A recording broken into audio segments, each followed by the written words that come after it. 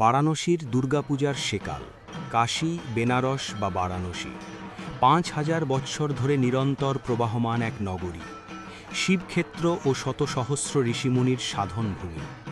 আমার পরম সৌভাগ্য ছোটবেলায় বাবার কর্মসূত্রে এখানে আগমন এবং স্থায়ী বাসিন্দা হয়ে যাওয়া।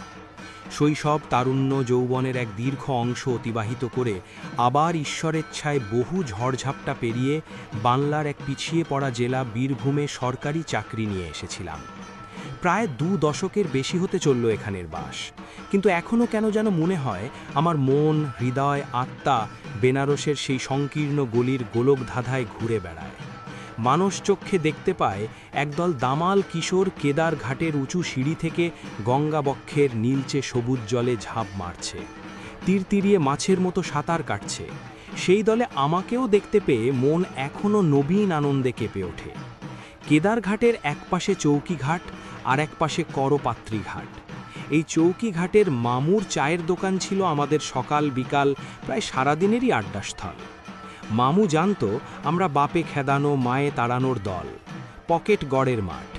মামু কাঁচা খিস্তির জন্য বিখ্যাত বা কুখ্যাত ছিল।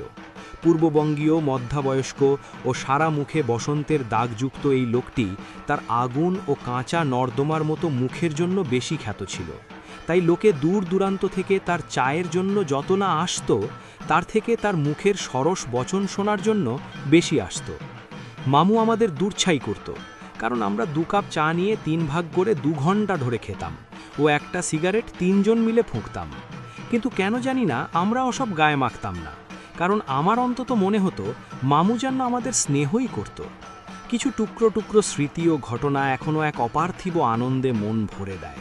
তবে সেসব কথা অন্য কোনো দিনের জন্য থাক। এখন যারা বারাণসী যাবেন তারা যা দেখবেন প্রায় সবই প্রায়োজিত ও কৃত্রিম। এখন দশাশ্বমেধ ঘাটে সন্ধ্যাবেলায় সরকার আয়োজিত জাঁকজমকপূর্ণ আরতি হয় এবং তা দেখার জন্য হাজার পর্যটকের ভিড়। আমরা ছোটবেলায় পাশের রাজেন্দ্রপ্রসাদ ঘাটের গঙ্গা মন্দিরের সামনে বাতাসার লোভে দাঁড়িয়ে সন্ধ্যা আরতি দেখতাম। জটা জুটধারী দীর্ঘদেহী এক সন্ন্যাসী বিশালাকৃতি এক দীপদান ২ হাতে ঘুরিয়ে ঘুরিয়ে গঙ্গার দিকে মুখ করে আরতি করতেন। শীতের সন্ধ্যায় উত্তরে হাওয়ায় আগুনের লেলিহান শিখা আকাশের দিকে উঠে যেত। ডমরু, শঙ্খ, কাঁসর ও ঘণ্টার সম্মিলিত গুরুগম্ভীর নাদ ও ধূপ ধুনা ও ফুলের সুবাস যেন এখনও প্রাণের গভীরে কম্পন করে। বারাণসীর দুর্গোৎসব এখানকার মতো কেবল শারদোৎসব ছিল না।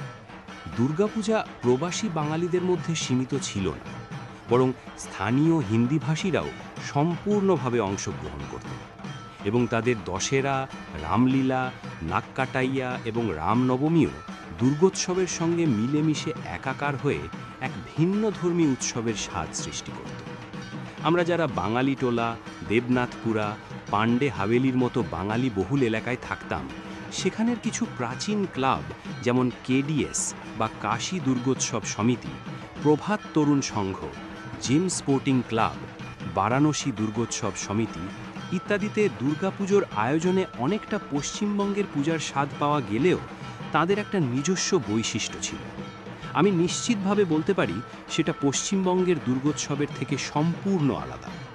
এখানকার দুর্গাপূজা এক বিরাট উৎসব এবং তাকে ঘিরে ব্যবসা বাণিজ্য, অফুরান মৌজ মস্তি, ফুর্তি এবং জীবন জীবিকার প্রতিটি ক্ষেত্রে এর এক ব্যাপক প্রভাব। দীর্ঘ প্রস্তুতি ও অপেক্ষার পর এই উৎসবে সমাজের সব অংশ যোগ দেয় এবং ধনী দরিদ্র নির্বিশেষে সকলের যথাসাধ্য অংশগ্রহণে এখানকার উৎসব পূর্ণতা লাভ করে। কিন্তু বারাণসীর তখনকার দুর্গোৎসবের যে স্বাতন্ত্র্য দিকগুলো আমি মনে করতে পারছি, তা হলো এই রকম। পূজার আয়োজনে স্থানীয় বাঙালিদের সাথে হিন্দি ভাষীরাও সমান অংশগ্রহণ করতেন।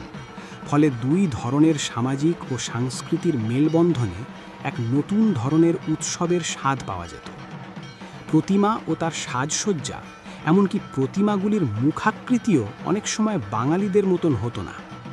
সাংস্কৃতিক উৎসব সাধারণত বাঙালি পাড়া ও বাঙালি অধ্যুষিত ক্লাবগুলিতেই সীমাবদ্ধ থাকত এবং বেশিরভাগ সময় সেই উৎসব বিজয়া সম্মেলনীতেই পালন হতো। কিছু কিছু বাংলার যাত্রা দলকে আমন্ত্রণ করা হতো, যা কিনা সেই সময় খুব জনপ্রিয় ছিল। স্থানীয় হিন্দি ভাষীরা যে দুর্গাপূজার আয়োজন করতেন তার সব কিছুই বাঙালিদের থেকে বেশ কিছুটা আলাদা ছিল, যেমন পূজা পদ্ধতি, প্রতিমা ও মণ্ডপসজ্জা, সাংস্কৃতিক অনুষ্ঠান ইত্যাদি। দুর্গাপূজার সাথেই স্থানীয় সংস্কৃতির অঙ্গস্বরূপ রামনবমী, রামলীলা, নাক্কাটাইয়ার জুলুস, রাবণবধ ইত্যাদিগুলিও মিলেমিশে একাকার হয়ে যেত। রামকৃষ্ণ মিশন ও ভারত সেবাশ্রম সংঘে দুর্গাপূজা পূর্ণ শাস্ত্রীয় পদ্ধতি মেনে করা হতো। পূজার 4 দিন জনসাধারণের জন্য খিচুড়ি ভোগের ব্যবস্থা থাকত এবং প্রতিদিন আধ্যাত্মিক ও সংস্কৃতি জগতের খ্যাতনামা ব্যক্তিরা সন্ধ্যায় এই 2 আশ্রমে বিভিন্ন বিষয়ে প্রবচন দিতেন এবং তা শোনার জন্য ভিড় উপচে পড়ত। সেই ভিড় বাঙালিদের থেকে অবাঙালিদের বেশি হতো। বাঙালিদের সার্বজনীন পূজা আয়োজনেও প্রায় প্রতিদিন ভোগের ব্যবস্থা থাকত। নিয়ম মেনে দশমীর দিন বিসর্জনের ব্যবস্থা থাকত এবং তা এক দারুণ ব্যাপার ছিল। বিসর্জন অবশ্যই দশাশ্বমেধ ঘাটে হতো এবং তার জন্য প্রশাসনের তরফে সুষ্ঠু ব্যবস্থা করা হতো।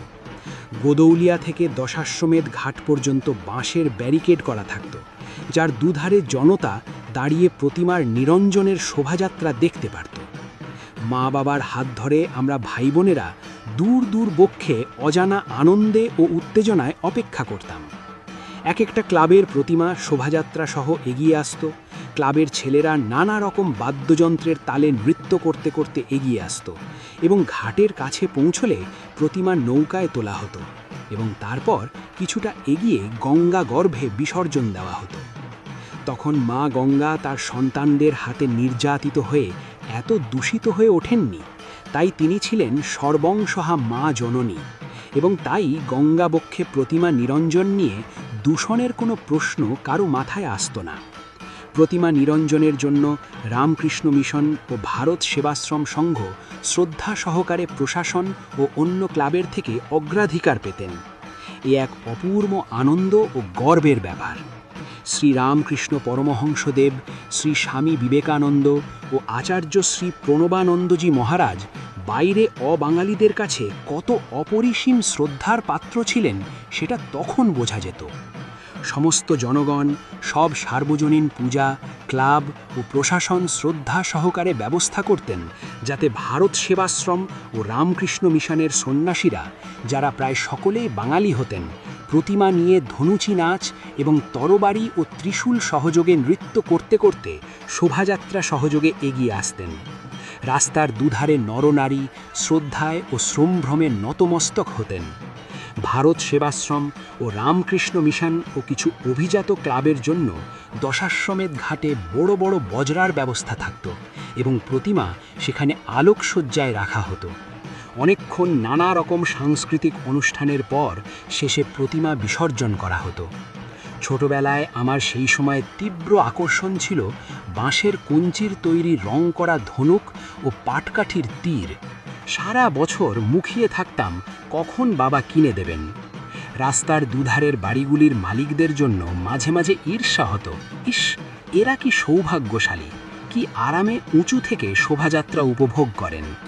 রাস্তার দুপাশে মেলার পরিবেশ, চিনির তৈরি পুতুল, বাদাম ভাজা, রেবড়ি, সাদা তিল ও চিনির তৈরি একরকম মিষ্টান্ন, নানা রকম মুখোশ ও কাঠের খেলনা এবং অবশ্যই কঞ্চির তীর ধনুক। বিবিধ আয়োজন ছিল না, কিন্তু বিশাল আনন্দ ছিল, এটা নির্দ্বিধায় বলতে পারি। অনেকে বলবেন নিজের ছোটবেলা সকলের কাছেই আনন্দের মনে হয় এবং নিজের সময়কেই শ্রেষ্ঠ সময় মনে হয়, এটা বৃদ্ধাবস্থার লক্ষণ হতে পারে। কিন্তু আমি নিজের সন্তানদের এই প্রাচুর্যের মধ্যেও সেই প্রাণ খোলা আনন্দের কোনো আভাস পাই না। অবশ্যই তারা দায়ী নয়, তাদের হাতে বিষাদময় দুনিয়া আমারই তুলে দিয়েছে। ফিরে আসি সেই সময়ের কথায়। কিছু কিছু ব্যক্তিগত স্মৃতি সত্যিই এক নস্টালজিয়ার মতন এখনও ধাওয়া করে আমায়। নবমীর দিন ভোরবেলায় প্রতি বছর মা বাবার সাথে দুর্গাকুণ্ড স্থিত বহু প্রাচীন দুর্গা মন্দির দর্শন করতে যেতাম। মা ভোর 4টের সময় ঘুম থেকে তুলে দিতেন। ঘুম ঘুম চোখে প্রাতকৃত সেরে রিকশায় বাবার কোলে চড়ে বসতাম। রাস্তায় লোকজন খুব কম, মণ্ডপগুলিতে নানা রকম আলোর ঝলকানি, হিমেল বাতাসে শরৎকালের সুগন্ধ, জঙ্গমবাড়ি হয়ে রিকশা চড়েছে। বাঙালিদের ঈগল ক্লাবের মাইকে বীরেন্দ্রকৃষ্ণ ভদ্রের চণ্ডীপাঠ শুনতে শুনতে ঘুম ঘুম চোখে এক শিশুর মনে যে মায়াবী সম্মোহনের জাল বিস্তার হয়েছিল, আজও এতে আচ্ছন্ন হয়ে যায় মাঝে মাঝে। দুর্গা মন্দিরে শৃঙ্খলাবদ্ধ লম্বা লাইন, গোলাপ ফুলের মালা হাতে শয়ে শয়ে লোক দাঁড়িয়ে, ধূপধুনার গন্ধে মাঝে মাঝে দুর্গা মাই কি জয়ের উদ্ঘোষ ভেসে আসছে।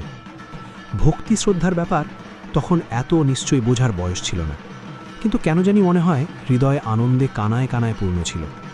পূজায় নতুন জামা কাপড়ের বিষয়ে বিশেষ কোনো বাজবিচারের অবকাশ থাকত না, এবং তেমন চাহিদাও ছিল না বোধহয়। জামা নতুন হলেই হলো, তাতেই ছিল আনন্দ। আমার এক টুকরো দৃশ্য মনে পড়ে, তখন বোধহয় ক্লাস 8-এ পড়ি। সে বছর জুটেছিল একটি নস্যি রঙের হাফ প্যান্ট ও সাদা ফুল শার্ট, কিন্তু প্রাইজ আইটেম ছিল ধবধবে সাদা রঙের কেডস ও সাদা মোজা। সেই জামা প্যান্ট ও সাদা জুতোয় সজ্জিত হয়ে নিজেকে রাজার কম মনে হচ্ছিল না। একা একাই প্যান্ডেলে প্যান্ডেলে মহা আনন্দে ঘুরে বেড়াতাম। ওখানে পুজোয় প্যান্ডেলে আড্ডা মারার কোনো ব্যাপার হতে দেখিনি। আড্ডা মারাটা ওখানকার সংস্কৃতির অঙ্গ ছিল না। দুর্গাপুজো উপলক্ষে বাড়িতে দেদার খানা পিনার কথাও অত মনে পড়ছে না।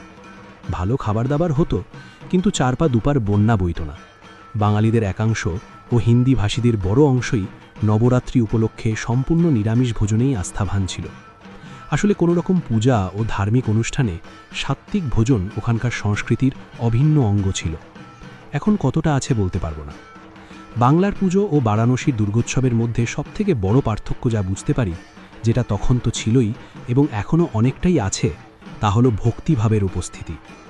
ওখানের পুজোয় অবাঙালিদের মধ্যে ধার্মিক ভাবের প্রাবল্য দেখেছি লক্ষ্য করার মতো। তারা রামনবমীর 9 দিন, যার মধ্যে পূজার 4 দিনও আছে, অত্যন্ত সাত্ত্বিক জীবনযাপন করত এবং মায়ের আরাধনায় সত্যিই ভক্তিযুক্ত হয়ে অংশগ্রহণ করত। তাদের সংস্পর্শে অনেক প্রজন্ম থাকার ফলে অনেক স্থানীয় বাঙালিদের মধ্যেও এই ভক্তির ভাব অনুভব করেছি। বাংলায় দুর্গাপুজো একটি কার্নিভাল মনে হয়, কেবল ফুর্তি ও মজা, দেদার খাওয়া দাওয়া এবং অবশ্যই মাছ মাংসের বন্যা। পুষ্পাঞ্জলির সময় মারামারি ধাক্কাধাক্কি, পুজোর থেকে বিসর্জনের বাজেট বেশি। লাল জল সহকারে মহিষাসুরদের প্রবল নৃত্য, সিঁদুর খেলার ছলে ললনাদের দাপাদাপি।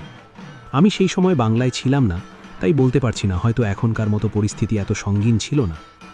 বাঙালিদের পুজোয় হয়তো সবই আছে, কেবল হৃদয়ের পূজা নেই। আমার মন এখনও সেই প্রাচীন দুর্গা মন্দিরে সেই ছোট্ট কুঠুরিগুলি অনুসন্ধান করে, যেখানে বসলে মন শান্ত হয়।